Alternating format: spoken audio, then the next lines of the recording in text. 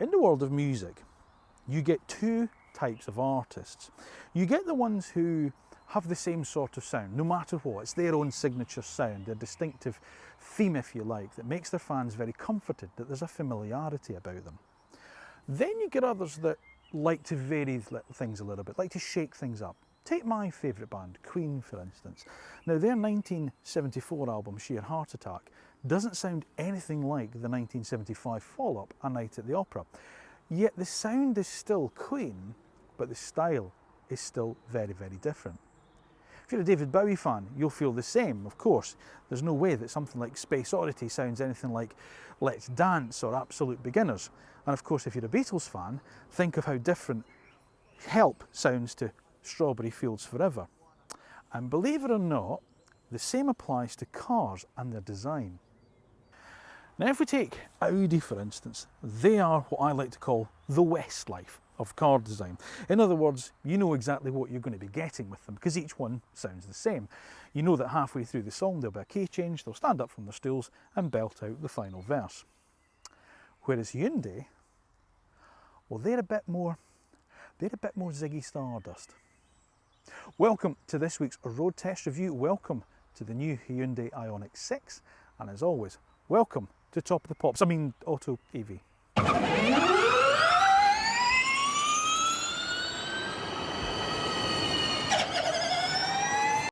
Now, as you can see, as soon as I start filming, the rain comes. Still, let's crack on, because that's what we do here at AutoEV. Now, before we get on to this week's road test review of the new Hyundai Ioniq 6, it is of course that time when I'm going to ask you to make sure you are subscribed to the AutoEV channel. And then once you've done that, make sure you press the little bell button that's down below, because then that way you'll be notified of when our next video goes live. Once you've done that, if you've enjoyed the video, make sure you give it a thumbs up, and please remember, leave us your comments down below as well. Let me know your thoughts on the cars that we review, such as the Hyundai Ioniq 6, and obviously on the channel as a whole. So, the Hyundai Ioniq 6, now we've had it on the channel before, but that was just a sneak peek. In fact, it was our most watched video, and if you're a regular viewer, then hopefully you've already seen it. And today, I'm actually going to get the opportunity to drive the car. It's a full production car in the UK that we're finally going to get our hands on, and find out whether or not it's a real introduction to the market space that's currently dominated by the Tesla Model 3, and of course BMW's i4 and Polestar's 2, a car that we're huge fans of. Now, as I said, in terms of the new Ioniqs, when our sneak peek video we did that before, as I alluded to, it's a very different car to the Ioniq 5. Hyundai want to sort of like show that they're related in some way, but each car have its own individuality. And I'll get on to obviously the styling in a second or two. But as I say, like the Ioniq 5 that was spun from the Concept 45, the Ioniq 6 came from another concept car, the Prophecy. Now, we're also going to see another production car from Hyundai very shortly, the Ioniq 7, which is spun from a concept called the 7. Well done, Hyundai. Brilliantly thought out there. But before we get started, let's take a little snapshot of what the car actually is. Well, it's a medium-sized, fully electric saloon car that's built using the company's eGMP platform, which means that it's designed and priced to compete with cars such as the Tesla Model 3, Polestar 2 and BMW's i4. It's offered with just one battery size for the UK at the moment, with a choice of either single or dual motor powertrains. It has a WLTP range of up to 338 miles, and it's priced between £47,000 to just over £55,000 depending on final specification. Which all means, like I say, it's designed to compete with some very, very strong competition out there from BMW, Tesla and Polestar. But is it any good, and does it go straight to the top of that class? Well, of course, the only way that we're going to find that out is by subjecting it to the full road test review that actual EV buyers trust when it comes to choosing their next electric car. And that, well, that's the AutoEV one. So as usual, we're going to start with styling. Now, as I alluded to back in the sneak peek that we did when we first saw the car last year, it is a very, very different style to the Ioniq 5. The Ioniq 5 has that whole kind of cubist 1980s kind of bitmap styling going on. The Ioniq 6 is very much focused on sort of like the streamline or the age, the kind of 1930s and 1940s Raymond Loewy kind of sort of like age of sort of like design. And I think this is a really good looking car. Now, it's not going to appeal to everyone, and that's fine. And I think Hyundai, as far as they're concerned, are fine with that as well. It's not going to be everyone's cup of tea. But let's just take another little look around it and see what we think. Well, as I say, despite looking different to the Ioniq 5, there is some commonality. And with Hyundai, it's the pixels. And of course, you can see them in the headlights here. They're obviously around the front as well, down at the bottom, underneath here. And of course, we've got the 6 pixels to denote the fact that it is the Hyundai Ioniq 6. The nice bold new Hyundai logo at the front there, and the whole thing just kind of comes into this kind of pointed nose, as I say, very, very different to the 5. Now it's difficult to see on this black car, but there is a sort of like a black strip across there where you see parking sensors and a little bit of the tech which is hidden underneath that black strip. There's some active cooling, again the same as you get with the Ioniq 5, with the flaps open and closed depending on the cooling the battery actually needs. And then we've got some vents around the side there that channel air from there around the wheels. Now as you move around the side, as I say, you can really see that kind of teardrop streamliner shape that the Ioniq 6 takes on. And as I said before in another sneak peek video, there's a lot of influences here from other cars that I can see, but we'll talk about that in a second. This is an interesting part here. So there's a little bit of an air kind of deflector there on this wheel arch there that takes the airflow around the alloy wheels. Now they're 20-inch alloys across the range, depending on the spec you have, will depend on the equipment level. Irrespective of that, they're always going to be these 20-inch wheels though. A different design on the lower model than they are on this one. This is an interesting line here, the bonnet line, which doesn't look like it shuts properly, but it actually goes into this little line in the headlight there, which is a really interesting little piece of design. Now you can also have it with digital door mirrors as well. This particular car we've got today has the standard kind of door mirrors with an ingenious thing on them. It's got a reflective piece of glass there so you can see behind you. Really, really clever Hyundai, I like that. Look at this line here. It drops right down at the back there, and of course this big sweeping roof line that joins it at the back. Now that reminds me of a car, the Saab 9-2 from a long, long time ago. In fact, the whole thing has that kind of teardrop, kind of Saab-ish shape. And of course, like the Saabs, you get that kind of nice wing underneath the rear window as well. Swooping line there from the front wheel that comes all the way back up here. Again, there's less creases on it than you get in the Ioniq 5 because, as I say, it's a much more kind of fluid, much more streamlined shape. And I think it really, really works. Now, as you move around the back again, pixels are the common theme right across the back of this light bar and this high-level stop lamp that's integrated into this rear wing. You can see there's twin rear wing here, so you get this one that's at the base of the rear screen, and then this little smaller, kind of almost ducktail like one here that's across the boot lid. There's an element of Mercedes-Benz CLS first edition, Porsche 911 and the 993 model, and as I say, some earlier Saab models, which are all kind of combined to make a car that really, really stands out in the marketplace. It's very, very distinctive. As I say, it's very different, moved away from sort of like, dare I suggest, the slightly awkward look of the BMW i4 and the blandness of the Tesla Model 3. Does it quite have enough to take on the kind of real kind of stylish, kind of Scandi-ish Polestar 2? Not sure. I think I still probably prefer the look of the Polestar, but it's a close run thing. But what do you think? As always, let us know in the comments down below. But in terms of practicality, what you're looking at is a booted saloon. So it's not a lift-back, hatchback style like the Polestar 2, the BMW i4. It's like the Tesla Model 3, and it's the fact that it's a 3-box saloon, despite that kind of sloping back shape. It opens up to 401 litres, which is below the rest of the cars in its class, even though it is still quite a good usable space. Now, I don't have the suitcases with me today, but I would say all 4 of them will fit with relative ease, in fairness. You do have a split fold rear seat as well, so just by pulling on these tabs at the back, you will increase the space up. But of course, you're limited a little bit by the opening that you've got here, just the same as you are in the Tesla Model 3.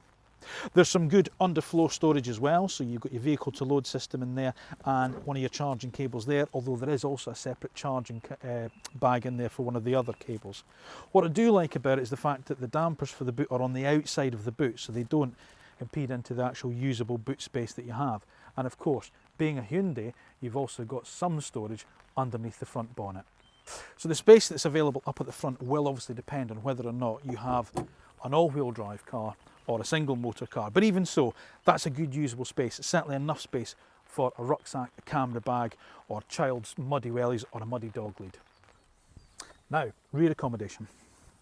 Well, that's actually very, very good. In fact, I haven't set the seat up in the front for myself at all, But even so, I've got bags of space back here. There's a huge amount of leg space. Headroom's okay for me. As I say, I'm a bit of a shorty at 5'8", as you know, but the sloping rear roofline might just encroach into you if you're kind of on the 6 foot mark. And the other downside that you have is it's a little bit like the EGMP cars, where it feels like the floor is pushed up a tiny little bit. I mean, you can see there my legs kind of slightly going up. But other than that, there's not really a huge amount to complain about in terms of overall space back here. Now, certainly if you're using the car for children as a family car, you've got ISOFIX points on the rear 2 outer seats, and they're okay to get to. They're not as easy as things like the BMW, where you've got the kind of flip down plastic covers. So the prongs for the ISOFIX are between the backrest and the squab, but they're relatively easy in to get to. You've got some nice storage back here. So you've got door bins that are shaped for water bottles. And you've got also sort of like a nice little pocket there for, like, say, a mobile phone or something. And then obviously you've got the mat pockets on the backs of the front seats. You've also got good connectivity with 2 USB-C ports back there, and there's a tiny little trough just down there. And of course, by being based on the EGMP platform, you've got a completely flat floor across. So a centre person, which would be no problem at all to accommodate, is going to have plenty of room for their feet as well. And again, depending on the specification of the car, you do have the ability to also electrically adjust the front passenger seat. So if you've got a slightly taller passenger behind them and no one's in that seat, you can move that seat forward. So I'd suggest it's good. It's maybe not as good as something like the Tesla Model 3, but it's certainly better than, say, the Polestar 4 and the Polestar 2 and the BMW i4. Now, the interior of the Ioniq 6 is another big triumph for Hyundai as far as I'm concerned. It's much less fussy than you get with the BMW i4. I think it's more accommodating, and dare I suggest I actually prefer it to the Polestar 2. And it's on a par with the Model 3 Tesla in terms of its sort of like simplistic, kind of unfussy nature. But I think it just works a little bit better than the Tesla, if I'm honest with you. Okay, so the main point of focus is these two 12-inch displays that you get up here. Very like the BMW i4, kind of mounted up here as you get this kind of almost like the kind of curved display. This is your infotainment system, obviously, across here. You get things like Apple CarPlay and Android Auto, as you'd expect. And it's the typical kind of thing that we've come to expect from Hyundai in terms of its usability. So you get your little icons there, which are nice and easy to use. It's all touchscreen, very nice and easy to use, very quick to respond. Everything that you expect in there. So you can go into there, into your kind of ventilation system. So I haven't got the car on, let me start it. So yeah, so you can go into there to shush. You can go in there to do various different sort of like things such as your ventilation, but there is some physical ventilation controls down here, as you can see, which I'll talk about in a second. Moving across, you've got your driver binnacle, which is exactly the same as we've got with the Ioniq 5, which means it does have that slightly kind of big centre display with the kind of speed and the range pushed to the side. As I say, once you've kind of got it into the driving position for me, there we go, that speedo just gets kind of cut off by the rim of the wheel, I find. But it does have a head-up display as well, so you do have that option too.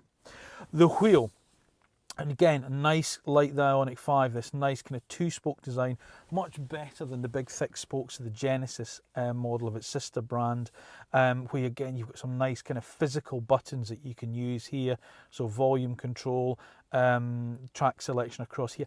I think these are switched over from the Ioniq 5. I don't remember, I thought they were on that side in the Ioniq 5. Anyway, doesn't matter. Yeah, they are, because that's where the lane keep assist is. That's a bit odd. Anyway, there we go. So you've got your physical buttons on the steering wheel there. Column stocks, again, nice, simple. Got a real nice kind of feel to them. They've got a nice click to them when you activate them. They've got a nice oily feel to them. They're really well damped. You've got the drive controller down here by your right knee. So again, same as the Ioniq 5, we twist forward for drive, all the way back for reverse, and then push the N for park. Keeps the free console here, so you don't have any buttons or transmission lever here. It's all on the right hand side, which is quite nice. Now let's talk about the centre console, because it's not like the Ioniq 5 that has that movable console. It separates the car out into 2 distinct sides, so driver this side, passenger that side.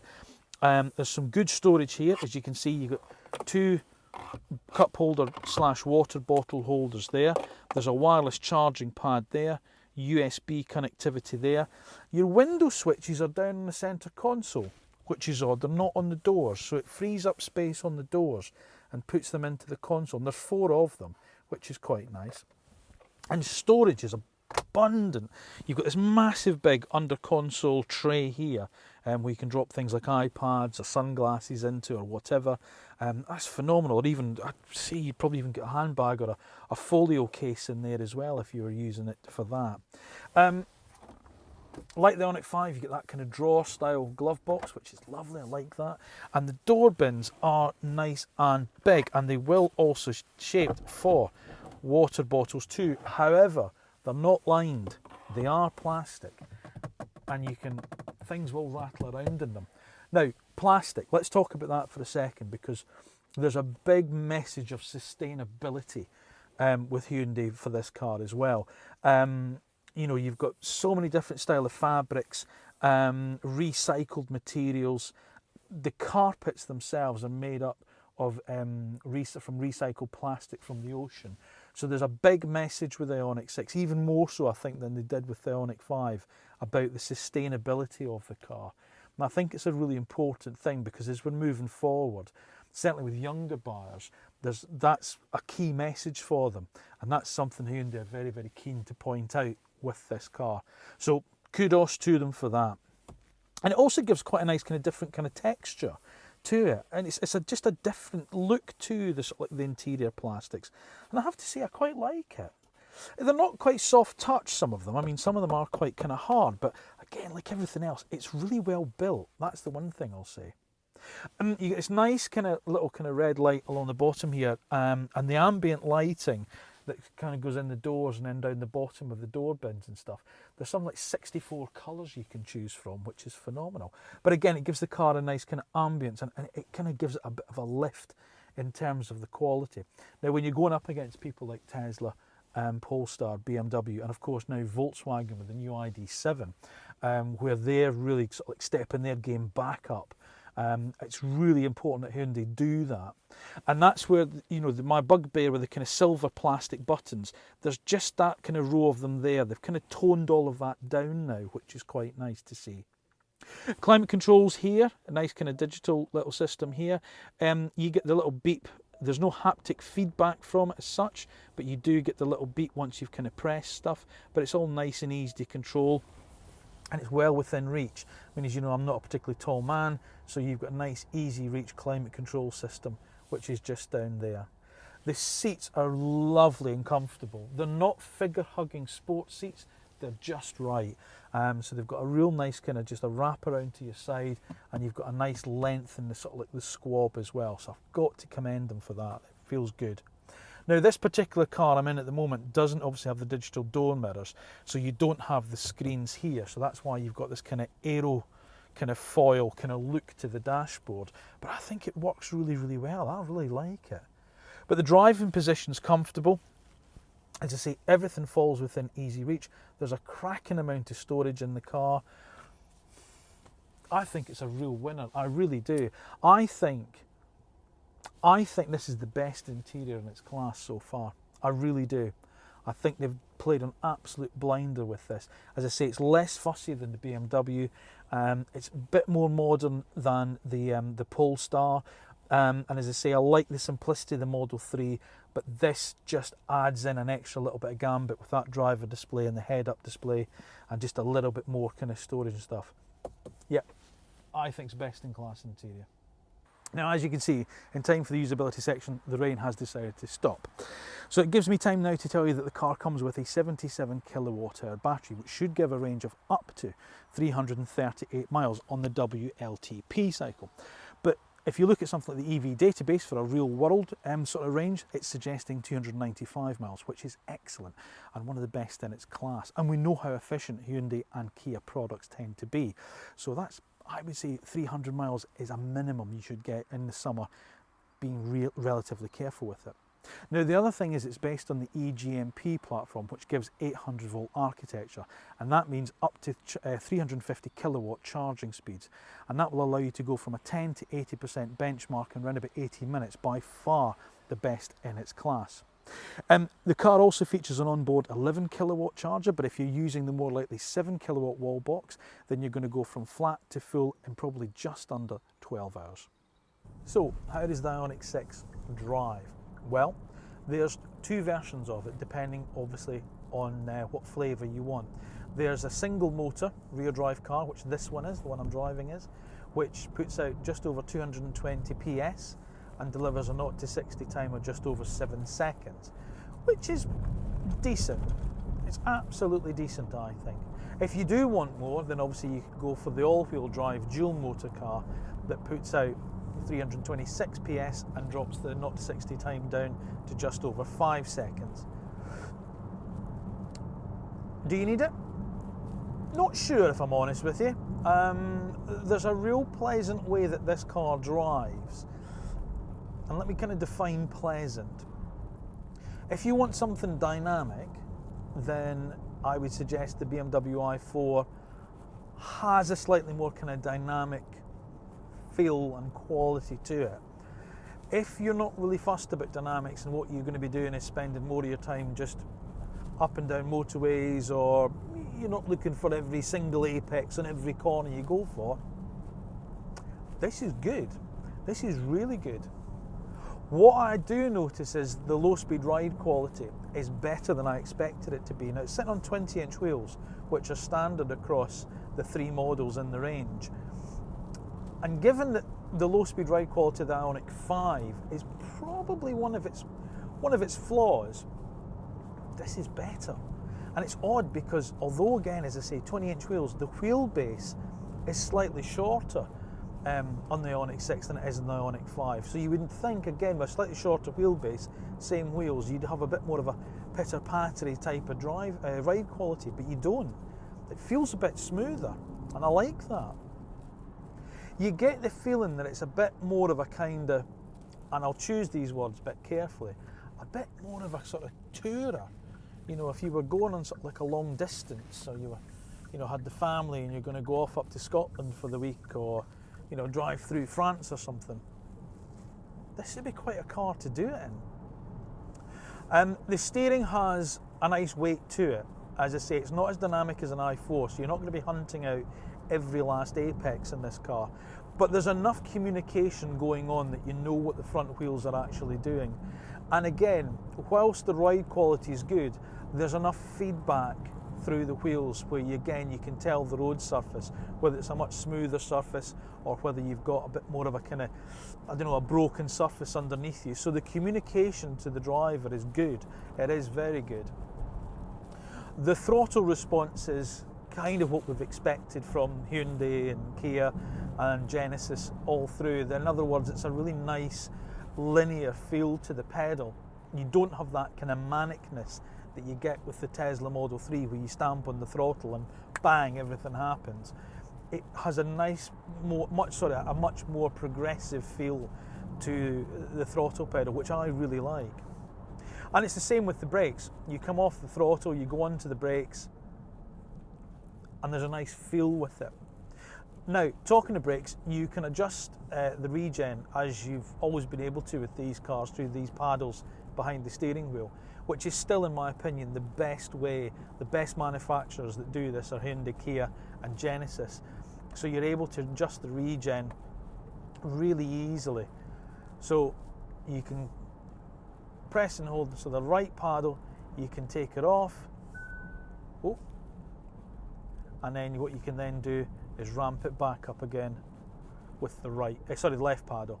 So you get level 1, 2, 3 are max, which is proper one pedal driving, or just take it all the way off. If you pull back on the right paddle and hold it, it goes into auto. So again, it's one of these where it adjusts the regen depending obviously on road conditions. So again, it will know if there's a car in front of me. As it slows down, the car will pick it up and it'll start to apply the regen. Or if I'm using the navigation, it knows if I'm coming up to a bend or a roundabout and does the same. It's a really clever system. As I say, they're not the only people that do it, but I just like the adjustability that you get with these cars. Now, there's obviously different driving modes with the vehicle as well, and you get this little kind of drive mode button that's mounted on this quadrant to the steering wheel here. Now you obviously have your Eco, Normal, which I'm in at the moment, and then I go into Sport and everything turns red. You get the red kind of ambient lighting around me, and I get the red graphics on the dashboard there, and put my foot down and it really picks up. And as I say, even though this is the lower powered car, it doesn't feel like it's really wanting for performance. It feels it's plenty quick enough. There's a further mode as well, so if I press and hold the mode button, it goes into snow, and you can really feel the difference in the throttle pedal response. So again, in very kind of slippery conditions, you're allowed a much more kind of deliberate use of the throttle without spinning wheels or bogging the car down, so that's quite decent. And then one press to get you back to where you used to be. On the steering wheel you get the 4 pixels. Now interestingly, Hyundai aren't doing the logo on the steering wheel.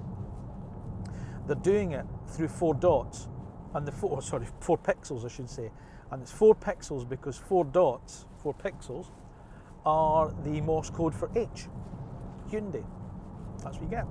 And they light up as well. So not only do they light up to give you your state of charge, there's 4 of them, so obviously they'll go out as the charge decreases, but also if you're using the voice activation, they'll blink at you as well. In other words, it's like the car's kind of talking to you, responding to you. Quite like that. It's quite a bit of fun. Oh, sorry, it's a really potholed bit of road there that I just went through. Yeah, and just going on from that handled it really well actually. I wasn't really paying attention there, and that went through those potholes better than I probably would have thought it might. If you'd done that in a Model 3, it'd have really jarred you, given the stiffness of the Tesla. So that's really good. And certainly something like an i4 M Sport, you'd know about it if you hit those. What else is there to say about the car? Well, the driving position, as I alluded to earlier, is excellent. I'm a big fan of the Ioniq 5. I really do. And my wife likes it. My wife likes the Ioniq 5. She's driven the Ioniq 5 quite a bit as well, and she really likes it. But I think I prefer this. I think I prefer the driving environment. I think I prefer this kind of more enclosed kind of cockpit feel that you get with the car. It's different to the Polestar 2 in the sense that it's not quite as enclosed in. A lot of people that I've spoken to about the Polestar 2 don't like it because it feels very cramped in the driver. So, and of course that doesn't really affect me because I'm quite short. But this opens up a little bit while still giving you that kind of individual kind of driver's position, if you like, where you've got this kind of nice high console here, nice high armrest, and you feel kind of at one. Whereas also with the Ioniq 5, you can slide the console back, you've got this big open space. I prefer this. Dashboard's nice and easy to use, very nice and clear. As I say, the only downside is I'd like to be able to configure the in front of me the drive and a bit more, because the speed readouts just, it kind of get cut off by this section of the steering wheel. I've kind of got to duck a little bit, but I do have a head-up display as well, so that is one thing that is pretty decent with the car. So in conclusion, in terms of the way the car drives, I'm really impressed with this. I'm really very impressed with this. I think, as I say, this is a better car to drive than the Ioniq 5, and I love the Ioniq 5. I like the fact you're a little bit lower in the car. I like the fact you've just got that bit more kind of enclosed, kind of driver-focused environment. It does feel a bit more of a driver's car, but not sort of like to the extent of the BMW or the Tesla, where it's a bit too stiff, a little bit too focused on performance. It's got a nice sort of blend. And I think that could be the key with this car. It might be a bit of a jack of all trades, this, and master of quite a few. Refinement is excellent. That's one thing I will say about it. It's very quiet in here. There's probably slightly less road noise than you get from the Ioniq 5 as well, which is not hardly a loud car, but there's a little bit more sereneness to this. Is that maybe a word to use? I don't know. It's a good feeling. It feels like you could do a long distance in this car and get out feeling very relaxed, feeling very, very relaxed, very kind of comforted that the car has got you there. I like this. I like this a lot. Visibility is excellent. Visibility of the car is superb. This car is fitted, as I say, just with the standard door mirrors. So I don't have the little screens at the side here, the digital mirrors. I'm fine with that. They're a £995 option. It's entirely up to you whether or not you see it worth that kind of money or not. Personally, I'm happy with mirrors. Your over-the-shoulder visibility is all right, actually, in fairness, despite that kind of really sharply raked kind of rear end to the car. It's good. There's a little quarter light there that gives you a little bit extra light in, the good side windows to see. You get a nice view in front of you. The dashboard doesn't interrupt, none of the screens interrupt at the base of the screen, so I can see all the way across the base of the screen. So I get a full view of the actual sort of like windscreen itself, which is superb. So there's certainly no worries there. As I say, the driving position's good, driving position's comfortable, everything's within easy reach in terms of the controls. There's no issues in terms of even reaching that touch screen, it's absolutely fine. I'm finding it hard to fault, if I'm honest with you. I do mean that. I'm finding it really hard to fault this car. When you up the speed of the car, there's a real composure to it. It doesn't feel like it's getting out of shape at all. So, you know, you pitch it into a bend that kind of takes you a little bit by surprise, and the car deals with it really well. As I say, there's a nice turning on the steering. There's just a nice kind of weight. I've got it in sport mode at the moment, which obviously just tightens everything up a little bit. And actually, most of the time, these sport modes, I don't tend to bother with them, but here, it actually does make a bit of a difference. And I do like the way the car is responding to me. The suspension is very good. It's the one thing I'm taking away from it is not just the compliancy, but the body control of the car is superb. I'm really, really struggling to find any fault with that whatsoever. Now, you're going to get three models, three trim levels in the Ioniq 6, and you're going to start with the premium trim, which is going to come in a single motor version at just around about the £47,000 mark. You can have that trim level with a dual motor, which will push the price to around about the £50,000 mark. You then move up to the ultimate trim, which again you can have in either single or dual motor, and the range tops out with the first edition car, which is only available in all-wheel drive at just over £55,000. So again, bang on class where you'd expect to find a car of this sort of stature and prestige.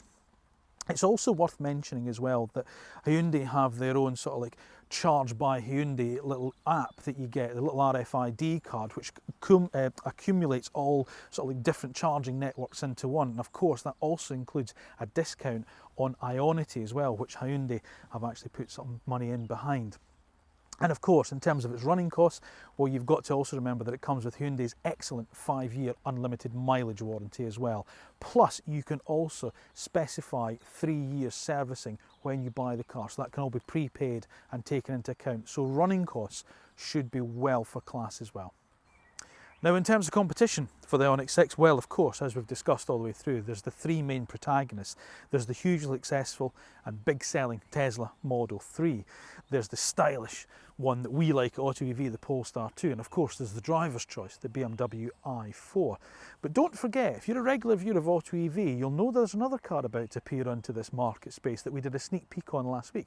And of course that's Volkswagen's ID.7, and they've really upped their game in terms of quality and efficiency, so that's going to provide some decent competition when it arrives. Will it be the last? Well, I'm sure that despite the love of crossovers and SUVs, we will see certainly more saloon cars in this market space from probably the likes of Audi and Mercedes-Benz as we move forward. So here's what we like and what we don't like about the new Hyundai Ioniq 6. We like its design. We like its interior design, build quality and ease of use. It's spacious. It's great to drive with a really competent chassis. And of course the usual Hyundai warranty and after-sales care. We don't like, well, the fact that it does have the smallest boot in its class. And whilst the interior is spacious, the rear headroom may be a little bit tight for taller passengers. But in all honesty, that's about it. So, does the new Hyundai Ioniq 6 go straight to the top of its class? Well, let me just say this. You know how much we're a fan of the Hyundai Ioniq 5, and I think this is an even better car than even that. I think it's a way better car than the Tesla Model 3, and I think the BMW i4 is probably the one you choose if you want the last word of dynamics, but for 95% of people that probably isn't that important to. I'd trade that off for the better looks and design and usability of the Ioniq 6. But is it better than our favourite in this sector, the Polestar 2? I'm not sure I've ever swithered between two cars quite as much than I have been between the Ioniq 6 and the Polestar 2. And I think it probably will require a twin test between both of them to make sure that I can give you an absolute definitive answer to that. But the fact that it's as close as it is should give you confidence in how good this new Ioniq 6. Hyundai have come up with an absolute belter of a car and an absolute another winner.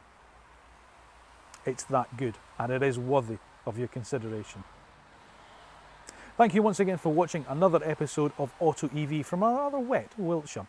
Please make sure that you are subscribed to the AutoEV channel, and then once you've done that, press the bell button that's down below, because then that way you'll be notified of when our next video goes live. If you've watched the video, if you've enjoyed it, make sure you do give it a thumbs up, and of course, as always, let us know your comments down below. What do you think of Hyundai's new Ioniq 6? Is it worthy of your consideration? Would you still prefer that Tesla Model 3? As always, please let us know in the comments down below. Now remember, we're across all social media platforms as well, so Facebook, Instagram, Twitter, LinkedIn, even TikTok now, so please give us a follow there as well, because every little bit helps us. And if you're just dying to hear even more from a silly old Scotsman talk about electric cars, then stick on our YouTube channel, because there's well over 125 videos now, not just road test reviews, but used car reviews, van reviews, twin tests, electric icons, even motorbike reviews as well. So there's plenty for you to be getting on with there. All that remains for me to say is thank you once again for continuing to support the channel. Thanks for watching today, and I'll see you again soon. Hopefully when it's a bit sunnier.